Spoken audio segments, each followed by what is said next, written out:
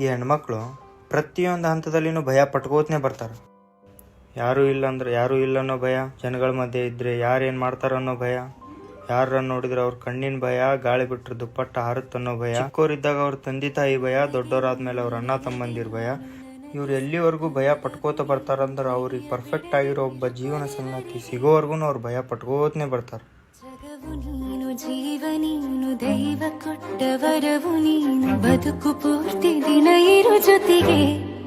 ಸಿಕ್ಕ ಮೇಲೆ ಎಲ್ಲ ಸೇಡವನ್ ಮೇಲೆ ತಿರ್ಸ್ಕೊಂಡ್ಬಿಡ್ತಾರೆ.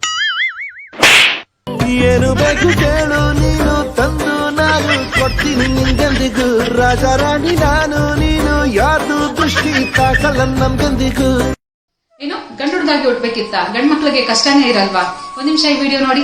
ಆಟ ಆಡೋ ವಯಸ್ಸಲ್ಲೇ ಹತ್ರ ಗಂಡ್ ಮಕ್ಳು ಅಳ್ಬಾರ್ದು ಕಣೋ ಅಂತ ಅವ್ರು ಅಳು ಕಿತ್ಕೊಂಡ್ಬಿಡ್ತಾರೆ. ಅಕ್ಕ ತಂಗಿನ ಸೇಫ್ಟಿಯಾಗಿ ನೋಡ್ಕೋಬೇಕು. ಅವ್ರು ಓದ್ ಮುಗಿದ ತಕ್ಷಣ ಸೆಟ್ಲ್ ಅಂತ ಆಗ್ಬಿಡ್ಬೇಕು. ಹೇಗ್ ಸೆಟ್ಲ್ ಆಗ್ತಾರೋ ಗೊತ್ತಿಲ್ಲ. ಯಾವ್ದೋ ಒಂದು PG ನಲ್ಲಿ, ಬೇರೆ ಊರುಗಳಲ್ಲಿ, ಚಿಕ್ಕ ಮನೆಗಳಲ್ಲಿ ಅಡಿಗೆ ಮಾಡ್ಕೊಂಡು ತಿನ್ಕೊಂಡು ದುಡ್ಡು ಕೂಡಿಟ್ಟು, ಆ ಕೂಡಿಟ್ಟು ದುಡ್ಡಲ್ಲಿ ಅಕ್ಕ ತಂಗಿರ್ ಮದ್ವೆ ಮುಗಿಸಿ ಇನ್ನೇನು ನಾವು ಮದ್ವೆ ಮಾಡ್ಕೊಳ್ಳೋಣ ಅಂತ ಹೋದಾಗ ಶುರು ಆಗುತ್ತೆ ನೋಡಿ ಹೆಣ್ಣಿನ ಮನೆ ಕಡೆಯವರು. ಹುಡುಗ ಏನ್ ಮಾಡಿದಾನೆ, ಎಷ್ಟು ಆಸ್ತಿ ಇದೆ, ಅಜ್ಜಿ ತಾತ ಆಸ್ತಿ ಇದ್ರೆ ಓಕೆ, ಇಲ್ಲಾಂದ್ರೆ ನಿಮ್ ಮಗಳಿಗಿಂತ 5-6 ವರ್ಷ ದೊಡ್ಡ ಹುಡುಗ ಎಷ್ಟು ಆಸ್ತಿ ಮಾಡಿರಕ್ಕೆ ಆಗತ್ತೆ. ವರದಕ್ಷಿಣೆ ಕೇಳಿದ್ರೆ ಭಿಕ್ಷೆ ಕೇಳ್ತಾ ಇದೆಯಾ ಅಂತಾರೆ. ಕೇಳಿಲ್ಲ ಅಂದ್ರೆ ಹುಡುಗನ್ಗೆ ಏನಾದ್ರು ಪ್ರಾಬ್ಲಮ್ ಇದೆಯಾ ಅಂತ ಡೌಟ್ ಪಡ್ತಾರೆ.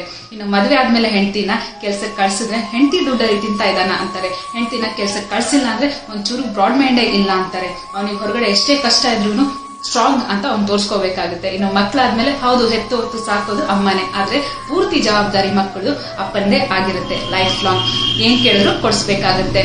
ಆದ್ರೂ ಮಕ್ಕಳು ಕೊನೆಯಲ್ಲಿ ನಮ್ಮಪ್ಪ ಏನು ಮಾಡಿಲ್ಲ